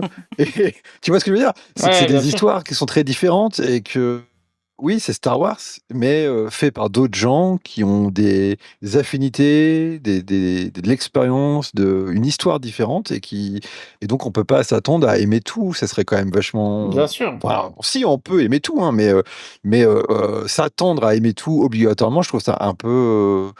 Moi, j'aurais jamais espéré tomber amoureux d'un truc comme Andorre à l'ère Disney. Ça, je pensais pas que ça serait possible. Mais au moins aimer des trucs comme j'aime bien les autres séries, tu vois. Euh, voilà, je sais pas. Je trouve que c'est un peu devoir mettre tout Star Wars comme si c'était obligatoire de tout voir et ensuite de tout mettre dans un espèce de pot commun. Alors qu'en fait, c'est vraiment des histoires qui sont certes reliées par l'univers et certes des fois des personnages, mais c'est des séries qui sont très très très différentes entre elles. Les gens qui sont derrière, ils n'ont pas les mêmes affinités, les mêmes passions et même talents aussi. Hein, donc, je trouve ça un peu dommage de tout mettre sur le même plan, quoi. Je vous ai tué par ma voix ou quoi? Non, Non, on j'ai écoutait, essayé c'était de trouver intéressant. comment rebondir maintenant. Maddy, de ton côté, comment ça s'est passé le premier visionnage? Je te l'ai raconté l'autre jour, mais du coup, Ouais. je vais vous le raconter à vous. Moi, je suis un bébé, donc j'étais encore au lycée quand le film est sorti. Le jour de la sortie du film, le matin, on avait bac blanc d'histoire géo. Et avec tous les camarades de classe avec lesquels on comptait aller voir le film, on a tous rushé le devoir pour être à l'heure au ciné. Et bon, ça va, on a tous eu des bonnes notes. Mais, Ouais, combien t'as on eu? Moi, je veux avait- savoir, du coup. Je crois que j'avais eu 16 ou un truc comme ça. Ah putain, respect! Et, Bravo. Félicitations, Madi. Et il y avait une de nos camarades qui était vraiment, vraiment l'élève hyper assidu avec des super bonnes notes qui est resté très tard et on l'attendait en mode dépêche-toi. On la regardait à la fenêtre de la salle en mode man ton cul. Et du coup, on est allé au ciné après. Il y avait pas, enfin, je suis dans une petite ville, il n'y avait pas de cosplayer ou de quoi que ce soit. Il y avait surtout des ados et des jeunes adultes, comme c'était un mercredi et que la majorité des adultes travaillent. Et la séance était vraiment très sympa. Les gens étaient très réactifs vis-à-vis du film. Il y a eu un cri de surprise à la mort de Han, du coup. Moi, j'ai été choquée en mode ils ont tué Han Solo. Mais vraiment, c'était une super bonne surprise. Vraiment, tout le monde avait l'air content dans la salle. Mes camarades étaient contents. Et je suis rentrée chez moi en mode j'ai passé une bonne journée. Mais, ouais, Et c'était vous savez, sympa. il y a un truc. Je t'ai coupé là ou? Oh non, vas-y, j'avais fini. Je veux juste dire un truc, c'est que il y a un truc que j'ai apprécié à l'époque. Alors, C'était déjà le cas pour l'attaque des clones et pour la revanche des Sith, mais moi j'étais très marqué par la sortie de la menace fantôme, où il y a eu 6 mois d'écart entre la sortie américaine et la sortie française, et j'avais dû attendre 3 mois pour aller le voir à Londres, où il était sorti au milieu, quoi, en juillet. Et là, c'était très cool quand même que ça sorte en même temps dans le monde entier.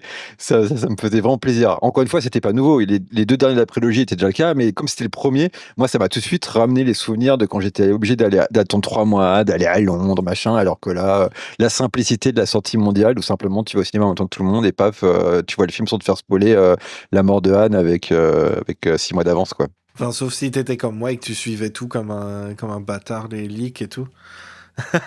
Bah, il y avait tellement de leaks faux aussi. Oh oui, mais il y avait basiquement tout le script sans les dialogues, mais toutes les descriptions de toutes les scènes bien en avance. Ce qui était rigolo. Du coup, la description de la scène, c'est Han est face au chevalier noir sur un pont. Euh, le chevalier, c'est ça, le chevalier noir est en détresse. Et je suppose que c'était il est émo. C'est ça que ça veut dire. Et un seul des deux s'en va du pont. Ok, bon, Anne va mourir. C'est ça. Spoilers d'ailleurs, si on l'a pas déjà dit avant. Euh, voilà. Donc, bon. Oui, c'est tellement différent d'avant parce que oui, effectivement, les films, maintenant, on a l'habitude qu'ils sortent plus ou moins en même temps. Ouais, mais Partout. mine de rien, ça fait. Enfin, maintenant c'est une normale, mais à l'époque c'était. C'est là qu'on se rend compte quand même que c'est cool, quoi, de pouvoir, tu vois, pouvoir voir en même temps que tout le monde et plutôt qu'attendre et tout. Il y a plein de choses qui nous paraissent normales maintenant qui n'étaient pas du tout il y a 20 ans. Et c'est comme quand j'explique à mes enfants qu'à une époque, bah, pour regarder des films, il fallait que j'attende qu'ils passent sur une des 3 chaînes qui étaient à la télé, on n'avait même pas de VHS, qu'on n'avait rien quand j'avais son âge. Et que maintenant, on appuie sur un bouton et pouf, il y a un film qui apparaît. Et là, ils sont là, non, sérieux, tu vivais au 19e siècle? Je fais, bah oui, c'est comme ça, hein, ça s'appelle vieillir. Mhm. Très très bien. Alors, je sais pas comment enchaîner maintenant. Je crois que tu veux dire quelque chose. Non, je sais pas comment enchaîner.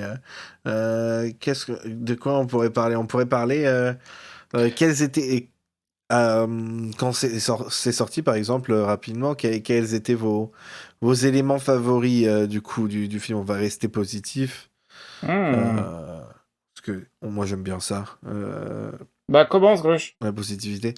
Moi j'ai beaucoup aimé le nouveau cast déjà. J'étais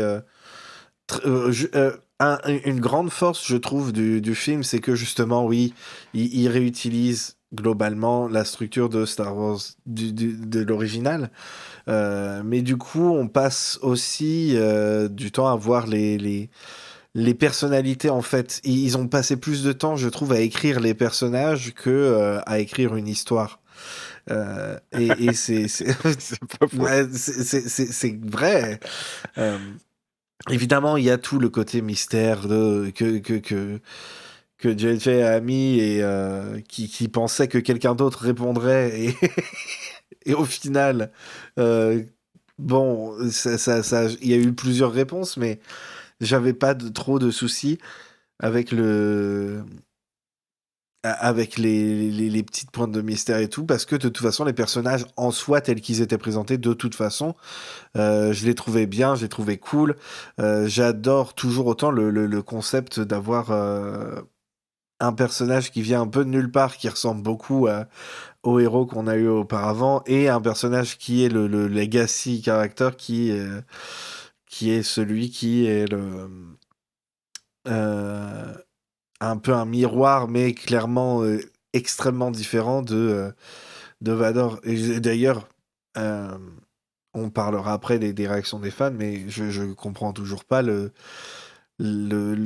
fait d'utiliser, par exemple, le fait que Kylo Ren, c'est pas Vador et tout. That's the point. C'est littéralement, c'est dit dans le film. Euh, Et donc voilà, j'ai apprécié les personnages. C'était vraiment Star Wars pour les millennials. Mhm. Avec le couple gay, les, le couple des autres personnages qui sont un peu problématiques. Voilà. Maddy, de ton côté? Alors, bah, pareil, le cast, j'étais en mode, ils sont trop cool pendant le film. Avoir une protagoniste féminine de premier plan aussi, c'était super cool parce que bon, euh, George, c'était pas son truc. Hmm. Et j'étais un peu émo à cette époque-là, donc moi j'ai adoré Kylo Ren direct. Tu l'es plus maintenant?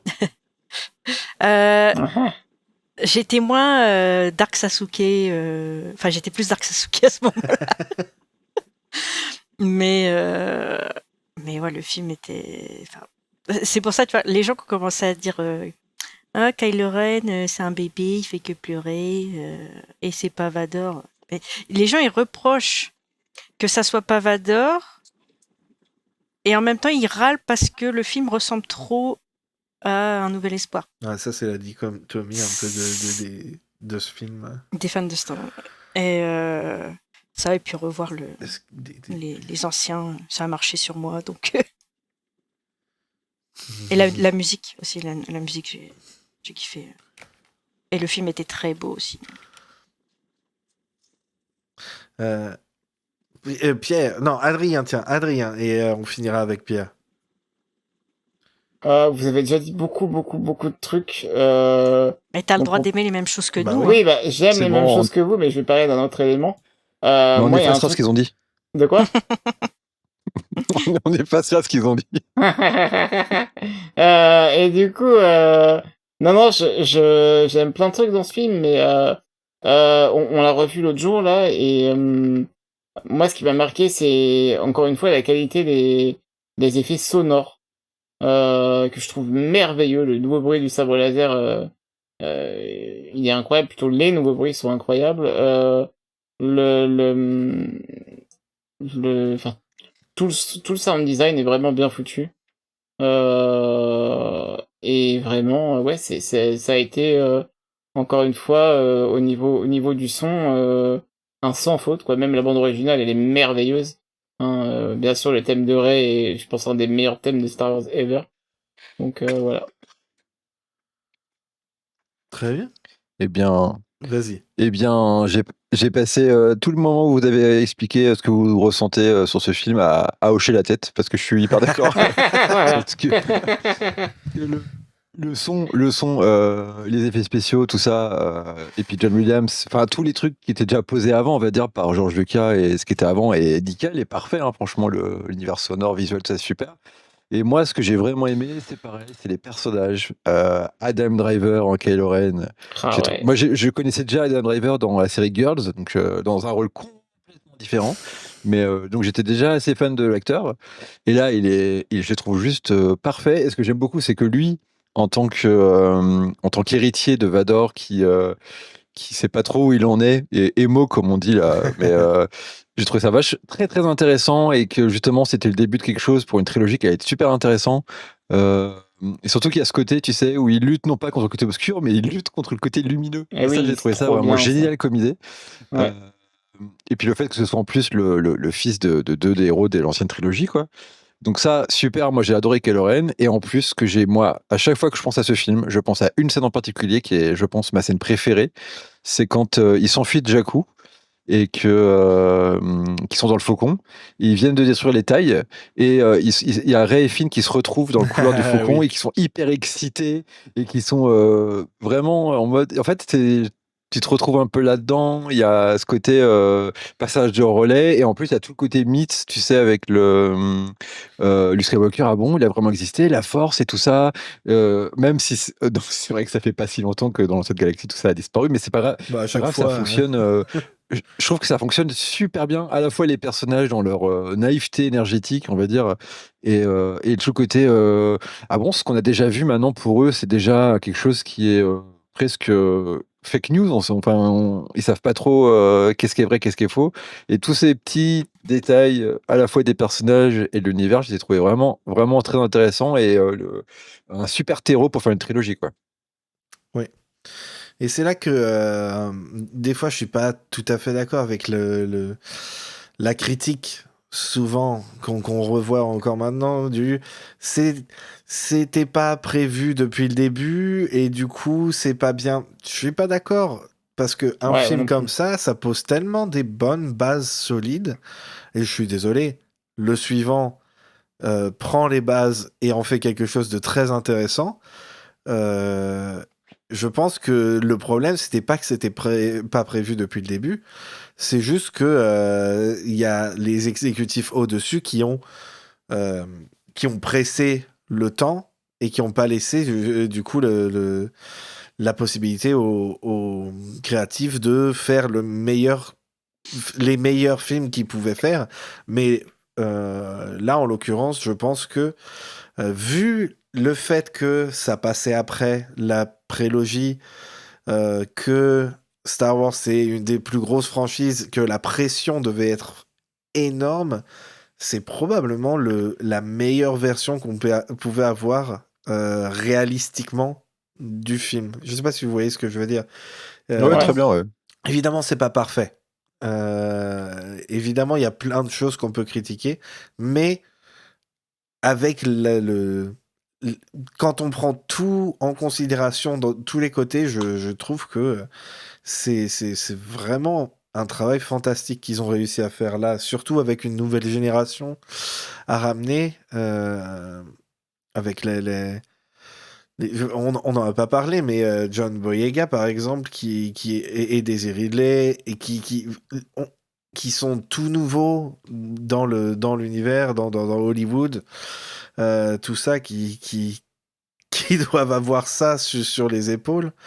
Je dirais la pression est probablement aussi grande que lors de de la prélogie, euh, voire peut-être encore plus parce qu'il y a eu la prélogie entre-temps. Et que du coup, il faut, euh, il faut faire plaisir un peu à tout le monde. Euh, c'est compliqué. Mais ils ont essayé du mieux qu'ils pouvaient et je trouve que ça se ressent. C'est très très solide. Euh, et du coup, pour reparler, du coup, c'est ce que j'essayais j'essayais de transitionner vers ça. Euh, Adrien, tu voulais parler du coup des fans et des réactions des fans en général, parce que c'est là que ça a commencé à tourner au vinaigre. C'est là. On Ouais, parlait des racistes et tout, des réactions au trailer, et une fois que le film est sorti, ça a continué de belle ampleur. Donc ouais, vas-y, vas-y. on en a parlé déjà un peu, je pense beaucoup, on a peut-être un peu tout dit déjà.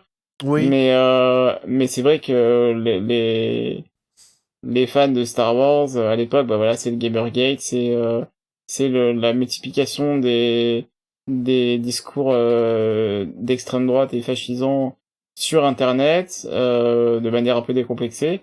Et de fait, on a eu, pour la première fois, une sortie majeure de films Star Wars, avec un monde vraiment connecté à Internet, hein, puisque dans les années 90-2000, il n'y avait pas autant Internet que dans les années 2010, surtout que dans la deuxième moitié des années 2010. Et de fait, on a eu accès à voilà tout un tas de discours, tout un tas de polémiques. Même si j'aime pas trop le terme de polémique, pour moi, il cache un peu le problème.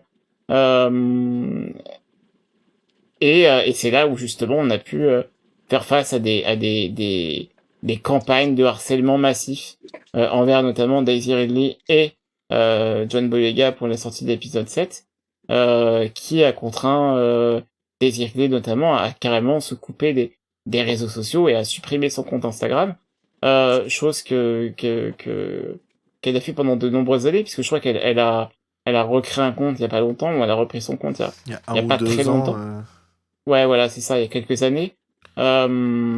Et jusqu'alors, une autre personne aurait peut-être pu nous mettre la puce à l'oreille.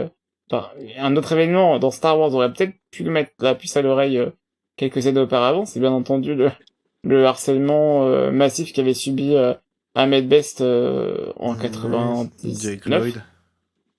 Ou Jake Bah, Lloyd, bien sûr, hein, Ouais, sur le surtout même Ahmed film d'ailleurs. Best, il paraît que apparemment il était bien protégé quand même par sa mère, Jake Lloyd, ce qui est rassurant parce que Oui, c'est rassurant, bien sûr. Complètement. Et de fait, voilà, on a atteint un stade dans l'histoire d'Internet où la parole elle commence à être décomplexée et donc du coup le sexisme et le racisme pullulent en ligne, si bien que chaque sortie Star Wars aujourd'hui, mais en fait chaque sortie culturelle aujourd'hui, en fait c'est plus de l'ordre de Star Wars uniquement enfin va être gangréné par l'extrême droite, par des discours racistes, misogynes, sexistes, homophobes, LGBTI-phobes, validistes. Et à l'époque, il n'y avait pas le mot woke, hein, mais je suis certain, pas en tout cas dans ce contexte, je suis C'était certain. SJW. Ouais, c'est ça, à l'époque, ça parlait de SJW, mais c'est vrai que du coup, bien sûr que Star Wars épisode 7 aurait été qualifié de woke à l'époque de sa sortie. Voilà, je sais pas si vous avez des exemples, vous, de discussions, de fans que vous avez croisés ou quoi, à l'époque. Vas-y. Moi, j'ai croisé que des gens qui étaient normaux, on va dire, parce que c'était...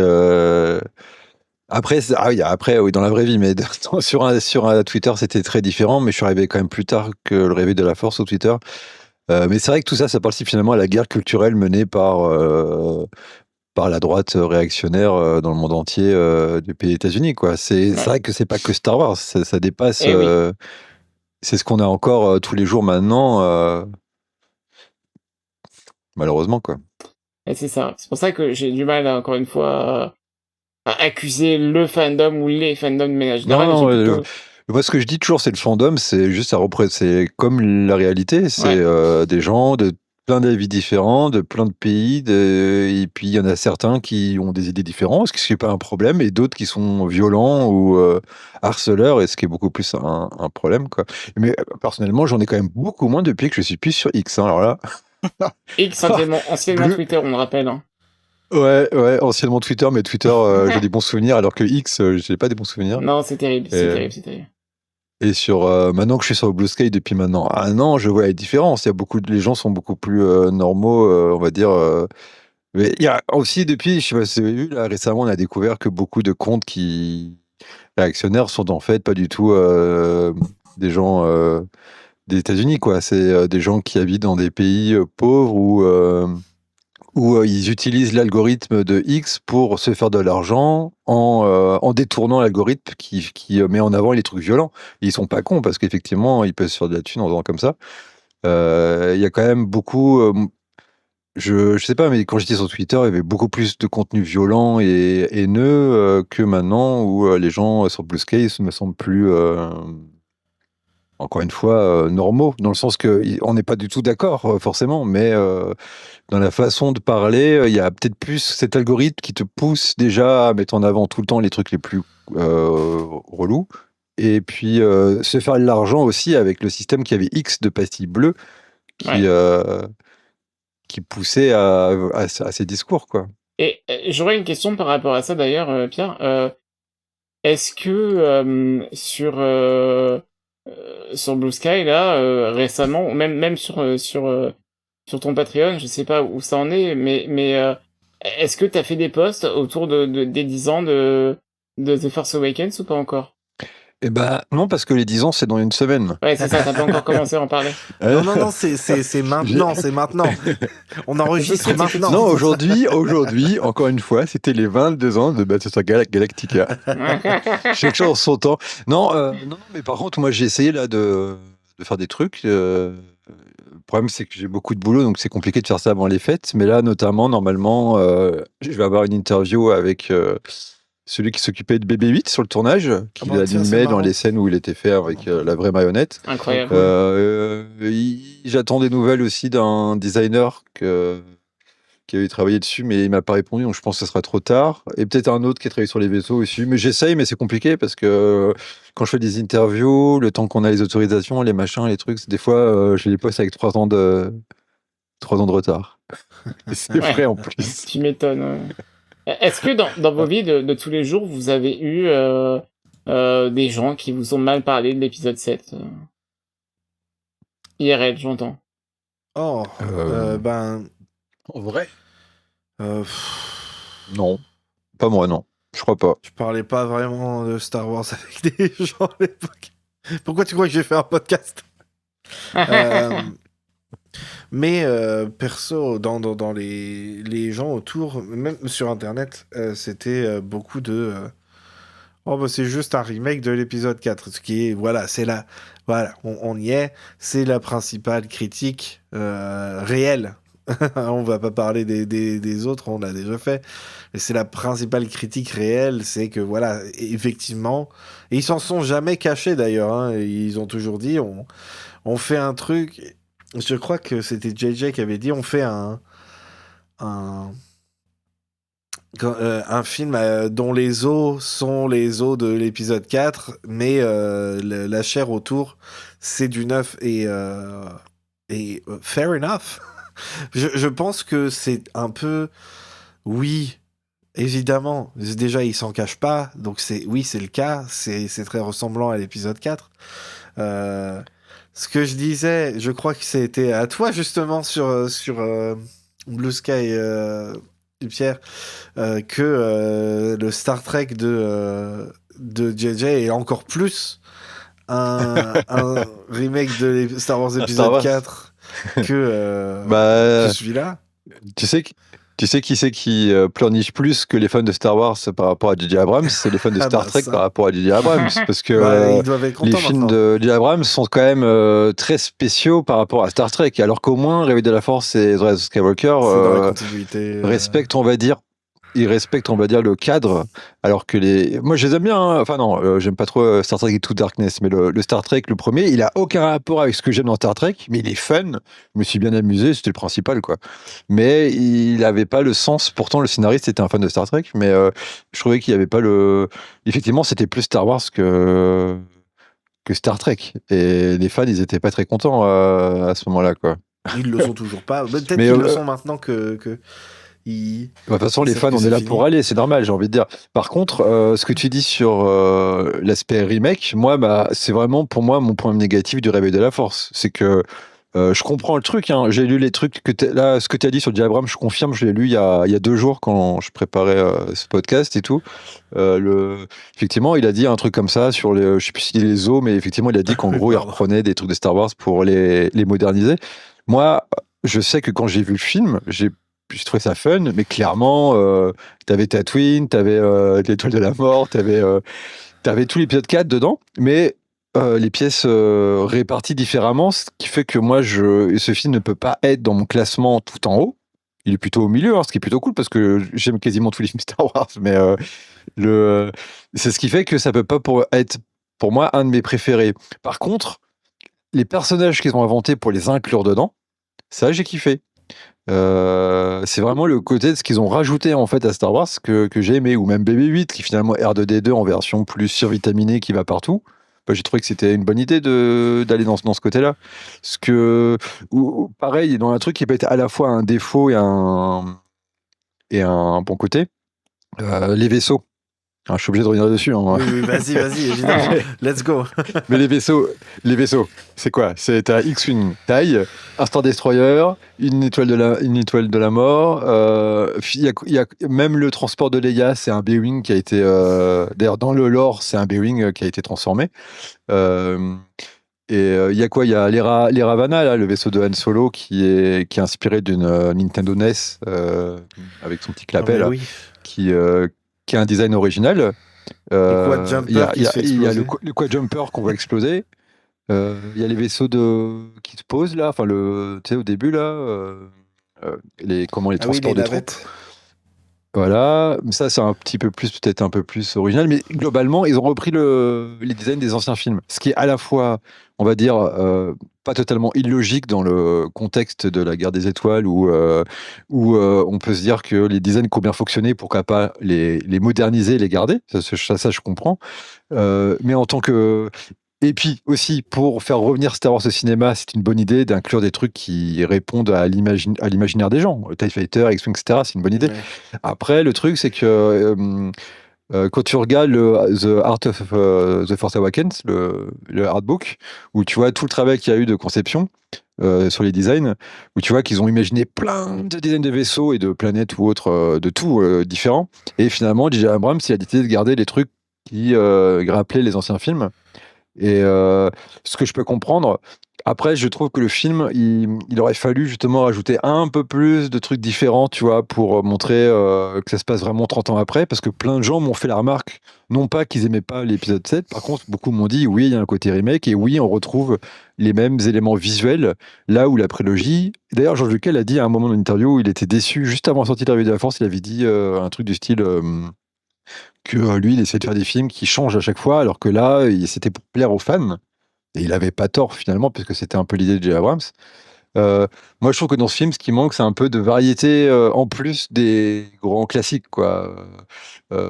Les X-Wing et tout, c'est super cool de les voir, mais ça aurait été cool d'avoir un ou deux vaisseaux en plus, tu vois, un truc un peu plus pour essayer d'agrandir un peu l'univers.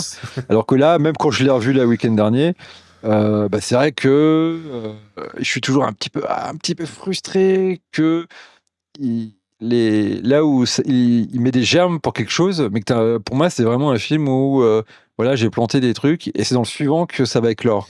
Et j'aurais aimé que dans ce film il y a déjà plus, un peu comme Luke qui arrive à la toute fin, ça je trouve ça génial, le fait que ce soit lui le MacGuffin de ce film. Mais qui est une ouverture, tu vois, à la fin pour quelque chose. Et là, pour tout ce qui est au niveau de l'imagerie, de ce qu'ils ont à inventer, finalement, ils ont tellement repris de choses que je regrette un petit peu ce côté de montrer plus que la galaxie, elle est pas plus petite, elle est plus grande. Alors que ce film, il la rend un peu plus petite au niveau de l'imagerie visuelle. Mais globalement, par rapport à ce que j'ai dit avant, pour moi, ce qui est le plus important, c'est le film est fun et je m'amuse à chaque fois que je le vois et les personnages sont hyper attachants et j'ai envie de les suivre. Donc, c'est des choses qui, pour moi, passent un peu après. Je le pense, mais c'est pas hyper important, quoi. En gros. J'ai fini. Oui. J'attends de voir si quelqu'un d'autre veut toujours un bonheur continuer. de t'entendre parler, en tout cas, de Star Wars. Tu en parles très bien. Qui, moi? Il est journaliste ou Je quoi, parle ce jamais mec Star Wars pourtant. Mais non, je suis pas du tout, je suis Space Shipper. Je suis le seul qui a eu un Space Shipper Awards. T'as pas vu l'autre jour? Si. Attends, Le mec, franchement, il se donne des les trucs plus à puissants lui-même. du monde sont tellement des gros cons, on peut se faire plaisir nous aussi. Hein. Ouais. T'as bien raison. Euh, Et tu sais quoi, on te donne un award, nous aussi. Ah, merci, c'est le gentil. plus sexy des Space Shippers. Voilà. Voilà, c'est fait. Tiens, et d'ailleurs, je viens de dire un truc sur les vaisseaux, mais je veux juste noter qu'à ma droite, à environ 1 mètre, il y a un qui est là. Hein, donc ça veut pas dire que je les déteste, hein, les trucs. C'est Non. juste que je trouve qu'il n'y a pas assez de variété. Voilà, de variété. Ouais, je pense que je suis un peu d'accord avec toi. Moi, ce qui Ouais, non, je suis encore d'accord plus aussi. du côté de la variété, c'est qu'en plus, ils ont que des X-Wing. Ils ont même pas les Y-Wing encore ou les A ou B. Ils ont que les X-Wing chez les gentils. Alors que pourtant, quand tu regardes le travail de pré-production et que le Art of montre vraiment un tout petit bout, comme tous les artbooks qui montrent en général que quelques pourcentages de ce qu'ils ont fait, il y avait plein de choses. C'est J.J. Abrams qui a dit, finalement, avec les directeurs artistiques et les productions designers, où ils se sont dit, on va faire comme ça. C'est un choix. Je comprends. En même temps, j'aurais préféré plus de variété, comme il y a eu dans les autres films, quoi. Est-ce que quelqu'un d'autre a d'autres choses à ajouter là? Moi, je pense que tout a été dit, hein. Oui. Est-ce qu'on peut dire que c'était un bon début? Je trouve, malgré tout ce qui a été dit sur ce film, je trouve que c'était, pour l'ère Disney, un très bon début, non seulement un succès box-office, mais que ça a permis de lancer la machine et des choses beaucoup plus originales par la suite qui sont arrivées au fur et à mesure, parce que Ça, les gens, souvent, beaucoup de gens râlaient parce que c'est un remake, machin, mais il fallait quand même aussi séduire des gens C'est pour ça. relancer Star Wars. C'est pour ça que je disais. C'est grâce aux 2 milliards qui sont faits qu'on a eu après plein de séries et plein de trucs. Quoi. Absolument. Et surtout qu'on a eu le meilleur film Star Wars ever 2 ans après, donc... Solo. Alors, attends, Adrien, tu dois partir maintenant. Ouais, j'aimerais bien y aller bientôt, ouais. Mais si vous avez encore un truc à dire, je peux dire au revoir et tu rajouteras mon au revoir à la fin du truc comme si j'étais là, quoi. Pierre, tu es là, tu peux te faire plaisir. Est-ce que tu as d'autres choses dont tu veux parler maintenant? Tu veux dire de Andorre? Alors Non, Andorre, ok, c'est très super. bien, ok, j'adore. très bien, très bien. Si Tu viendras veux, pour l'édition de Andorre. on te ramènera. Eh ben, moi, si, il y a un truc que je veux dire, c'est que je suis très déçu qu'il n'ait pas ressorti au cinéma en décembre, là, parce que Oui. c'était l'occasion parfaite Oui, pour les c'est 10 ans. vrai. Et mon fils est très déçu parce qu'il aurait été hyper motivé d'aller le voir. Il aurait pu se faire de la thune en plus. Donc, je comprends pas trop pourquoi ils Parce ont que pas fait ça. Disney, Mais, ils sont allergiques à l'argent, je le dis depuis 2019. mais grave, mais ça, c'est incroyable. fou. Quoi. Ils sont juste allergiques C'est à l'argent. fou. Mais il y a plein de choses à faire régulièrement où je fais, mais pourquoi ils font pas ça? Et puis ils le font pas, et je sais pas. On va voir. Là, ils auraient pu se faire un Heureusement, petit peu de thunes, quelques millions peut-être, mais. heureusement, ils ont repoussé le Avengers là pour qu'il soit pas en même temps que le Mandalorian. Non, mais mais- qu'est-ce qu'ils faisaient? Pourquoi ils les mettaient en même temps comme ça? Ils sont. Bah regarde, Solo, il y avait Endgame, Mais il fallait oui, être vraiment enfin. complètement à côté de la plaque, quoi. Ils avaient déjà abandonné le film avant même qu'il sorte déjà. Alors Donc, qu'en ça, plus, c'était il clair et était, net. franchement, vu tout le bordel Bah, il qu'il est y avait sympa. eu, il est tellement solide. Bah, Moi, je l'adore, ce film. Bah moi, Solo, honnêtement, la première impression était pas excellente parce qu'il y avait trop de réponses à des questions que je me posais pas. Mais une fois que j'ai accepté ça, quand je le revois, maintenant, je passe un super moment. C'est un film d'aventure, quoi. C'est ça, moi j'adore le C'est, côté rétro. Bref, on n'est pas là pour parler de tous les autres projets Star Wars. Bientôt, on fera. Attends, un autre truc pour rêver de la force, Oui. c'était que à l'époque, j'avais été un peu déçu par ce qu'il y avait autour. C'est-à-dire, il n'y avait pas de choses que je voulais en plus. Par exemple, il y avait le jeu vidéo Star Wars Battlefront, mais c'était un jeu online et je suis pas un joueur online. Ouais. Donc j'étais un peu frustré. Alors que quand l'épisode 9 est sorti, non seulement il y avait Mandalorian à côté, et il y avait Ouais. surtout Jedi Fallen Order, Ouais. qui faisait que Star Wars continuait à côté, tu vois. Et ça, c'était cool d'avoir ce côté où si t'aimes pas un truc, t'as toujours d'autres choses à côté. Là, le réveil de la Force, il y avait un petit peu, il y avait pas grand chose pour la veille. Il y avait Star Wars Rebels qui avait déjà commencé à Oui. l'époque, mais c'était tout, je crois, hein. ça manquait peut-être pour moi de quelque chose en plus, tu vois, pour en plus des romans, etc. Mais un jeu vidéo, par exemple, c'était parfait. Mais Quoi.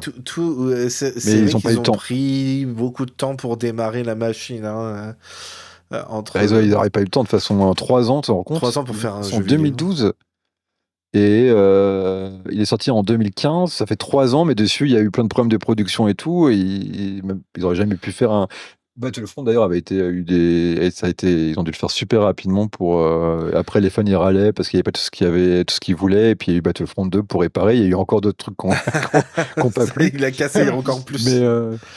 Mais il y avait ce côté un petit peu où je voulais plus, tu vois. Alors, Star Wars c'est revenu et je vais encore plus me plonger dedans et j'avais été un peu frustré, mais finalement tu as raison, c'est le côté il fallait qu'ils mettent le truc en marche et maintenant on a plein de séries et tout ça, donc bon. Ouais, ce sera plus forcément un problème maintenant. Enfin, on verra. Bah là il y a moins maintenant, c'est pas mal. Moi j'aime bien quand il n'y a pas trop de choses, je veux dire, tu vois. Quand il y a assez. Parce que là, il y a pas grand chose qui arrive maintenant par rapport aux dernières années. Il y a que Ahsoka saison 2 le tournage vient de se terminer ou va pas tarder. Et puis il y a les 2 films. Il y a le prochain jeu vidéo aussi. Là, Bon, après, oui, il y a le après, jeu, il y a plein de jeux. le Je parle que XCOM en Star prise de Wars. durée. Après, il y a des cartoons, il y a des jeux vidéo et ça, c'est cool ça. Ouais. Qui va être annoncé, il paraît. Je suis curieux de savoir ce que ça va être. Ouais. Oh là là. C'est bien, mais oui, je préfère le rythme maintenant qu'ils ont. Bref, tout ça pour dire. C'était une bonne expérience. C'était cool de revoir et vous allez pouvoir nous entendre dans notre commentaire audio parce qu'on a enregistré un commentaire audio quand on a revu le film la semaine dernière. C'est une sacrée expérience. En plus, fait, sachez que Maddy C'est l'a trop fait drôle. complètement sans le son. Oui. Puisque Maddy n'avait pas le son dans son fichier. Et du coup, quand on parle de la musique, on est oh c'est trop bien. Maddy est là en mode ah ouais j'avoue c'est trop cool. Maddy n'entendait rien. Elle ment. Maddy n'entendait rien. Maddy est une Fake actrice. news. Maddy est une Fake actrice news. incroyable. Donc rien que pour ça, notre commentaire audio il vaut le coup. Et elle nous a dit que le lendemain, hein, c'est ça qui est le pire. On s'en est Oui, pas elle douté nous l'a du tout. dit le lendemain. C'était Et vraiment ça, très drôle. Ça, c'est Actor Studio. C'est- Ah non bravo. mais Maddy, mais quelle actrice quoi, vraiment. Mais voilà, c'était bien, c'était cool de le redécouvrir, c'était cool d'en reparler, et surtout avec toi. Pierre, à chaque fois que tu es là, j'ai envie de te ramener pour toutes les émissions, c'est très Ouais bien. pareil, un sac s'il te plaît. C'est fou d'avoir des gens, tu sais, On professionnels. pourrait parler Star Wars comme ça, des Star Wars. Tu sais, pendant un podcast comme ça, et ça suffirait, je pense, finalement. C'est vrai. Bah, déjà là, j'étais pendu à tes lèvres. J'allais sortir le truc le plus curse du monde, Gruche, et t'aurais dû l'enlever au montage. Vas-y, J'ai- dis-le et j'arrête je là. l'enlèverai au montage.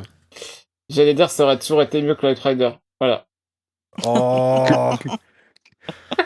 ça suffit. J'ai pas entendu, t'as dit quoi? Non, rien, Bâche c'est pas grave. nos concurrents. Je bitch. Adrien, il déteste tous les autres podcasts. Mais non, Ah, ouais. non. Fais pas genre c'est moi qui déteste tous les autres podcasts. C'est nous tous qui détestons tous les autres Moi, je podcasts. suis passé à autre chose depuis longtemps. Non, je vais te dire, c'est les autres podcasts qui nous détestent. Ah, ça, peut-être. Mais voilà. Est-ce que tu peux nous dire, enfin, pas à nous, parce que nous, on sait, parce que moi, je te vois tous les jours. Là, je regarde, je vais sur ma timeline. Qu'est-ce qu'il y a? Du Space Keeper, évidemment. Star Galactica. C'est ça. les vaisseaux Je de suis désolé, Battlestar c'est aujourd'hui, attends. Galactica, là. Le Hangar Bay. Mais où est-ce que tout le monde peut te retrouver? Il y a 2 endroits principaux, il me semble. Ouais, il y en a un, c'est pas X déjà, ça c'est sûr. Ouais. C'est sur Blue Sky principalement. Maintenant que je suis plus obligé de gérer 8 comptes en parallèle sur 8 réseaux sociaux pour trouver qui sera le remplaçant de Twitter, ça c'est cool déjà. Ah bah, franchement, j'en pouvais plus moi de gérer plein de comptes en parallèle. C'est stressant. Et donc je suis sur Blue Sky parce que c'est cool, hein, c'est un super endroit je trouve. Enfin il y a des défauts mais par rapport aux autres. Je suis aussi sur Mastodon et Thread et Insta, mais je poste très rarement, il faudrait que je m'y remette un petit peu. Mais non, mais c'est surtout Blue Sky, et puis j'ai un Patreon où je mets des articles, comme d'habitude, où je raconte comment on invente des films ou comment on invente des vaisseaux qui n'existent pas. Là, par exemple, là, je vais bientôt publier un article qui raconte la création du jeu qui s'appelle Ixion, qui est sorti il y a 2-3 ans maintenant, qui est un Oui. super, je vous le conseille, vous le connaissez ou pas? Non, jamais entendu parler. Gestion de station spatiale, il est super. Là, je vais un truc où j'explique comment ils ont fait le jeu et surtout les vaisseaux, bien sûr. Et puis, pareil sur le vaisseau principal d'Avatar bientôt. Là, j'ai le vaisseau de Alien Earth, là, celui qui s'écrase. Si vous avez vu Alien Earth, Non. vous l'avez vu ou Attends, pas? c'était lequel? C'est le Bon. vieux film, là? Ah bah le premier vaisseau dans le premier épisode, t'as un vaisseau de Weyland Yutani qui s'écrase sur Terre. Ah, mais non, c'est la série Alien l'US. Earth. Oui, pardon. Ouais, la série récente.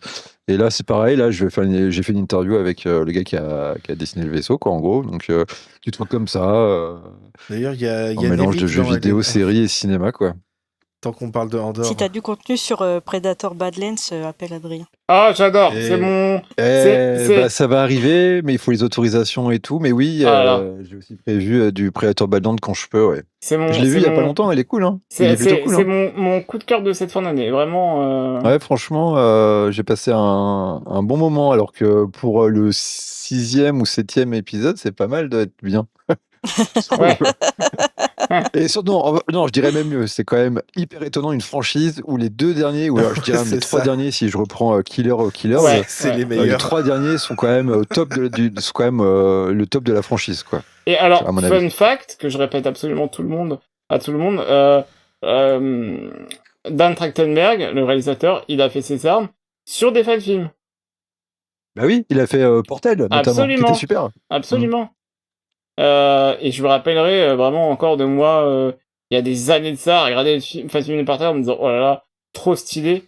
J'étais loin de me douter que il allait faire très longtemps après un de mes films de SF préférés de 2025. Les haters. Ouais, surtout qu'il a une approche intéressante des franchises, quoi, en respectant les règles, mais en Ouais. même temps en transformant et Ouais. les trois films qu'il a fait à chaque fois, Ils sont tous offrent bien. un angle différent et en Ouais. même temps peuvent se rejoindre Ouais. et ça, je trouve ça vraiment Ils super mangent cool. bien Ah, les c'est fans trop de bien, il est trop Predator. fort. Ils doivent être trop contents tous les trois. De quoi? De quoi? Rien, je me moque des Ah, de c'est la toi vie qui de Trois fais Predator. fans de Predator. Ok, C'est d'accord, ça. j'ai compris. C'est ça. Non, mais c'est trop bien. Vraiment, Predator Badlands. Non. Et aussi Killers of Killers, c'est incroyable. C'est un Et film très d'animation, forcément une Killer surprise of aussi, Killers, ouais. c'est ça? Comment? Killer of Killers, c'est un film d'animation, c'est ça? Dessin animé. C'est une série d'animation. Ah, c'est une série. C'est je c'est croyais un que c'était film d'ailleurs. Non, c'est un Non, film. c'est un mais- film avec plusieurs Non. histoires. Ouais, c'est une série cachée, Oh. Je quoi. croyais que c'était des C'est un études. film anthologique. Ouais. Ouais, c'est ça. Mais encore différent. Ok. Enfin, Ouais. tu le vois, quoi. Oui, Ouais, oui, je ouais, regarderai c'est ça. quand je Sans pourrai. les enfants. T'es sûr? Ah oui, alors là, oui, alors là, C'est de à 100 l'animation, km à pourtant. parce que Moi, regardant Invincible avec mon fils de 9 ans. Quelle horreur. Oula. Je déconne, jamais. Bref, merci d'avoir été là et c'était très cool et on se retrouvera bientôt parce que je pense que il faudra qu'on fasse un gros événement pour la sortie du Mandalorian et Grogu, donc ah, sûr, grave. faudrait qu'on Grave. invite plein de monde. Je vais dire plein de mal de film avant de l'avoir vu. ça te ressemble Ah, bien. c'est Ça. naze, franchement. On dirait un fan film. On dirait un fan film. La galaxie est de plus en plus petite. Mais voilà. Je te fais de gros bisous. On se fait des gros bisous les uns les pareil. autres. Évidemment avec la langue. Yes. Et sur les fesses. Voilà. Allez. C'est l'histoire. C'est le dernier épisode de l'année. On remercie aussi chaleureusement, mais sans leur faire des bisous avec la langue et sur les fesses. Au cas où on fait pas ça avec eux. Karel, Anthony, Aline, Valentin, Adrien et Adrien pour leur soutien sur notre Patreon. Et évidemment, faites un tour sur celui de Pierre qui, lui, est un vrai journaliste. Donc, il a... Ça n'existait pas vrai. Donc on le rappelle, c'est Space Shipper. Oui.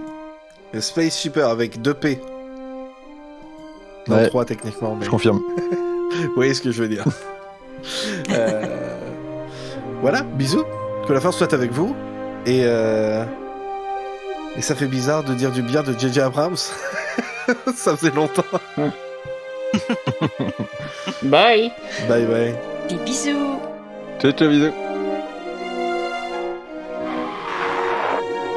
Suivez Faucon Millennial sur Blue Sky et Patreon, et rejoignez notre Discord pour encore plus de discussions sur Star Wars et bien plus encore.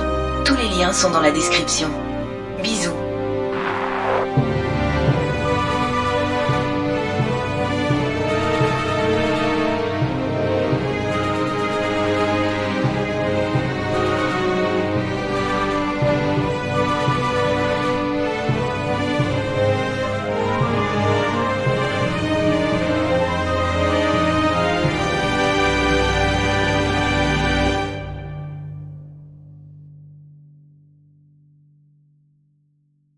Voilà, bon bah vous pouvez tout supprimer, je vous déteste. Supprimer quoi? Non, rien. Supprimer? Ok, ça y est.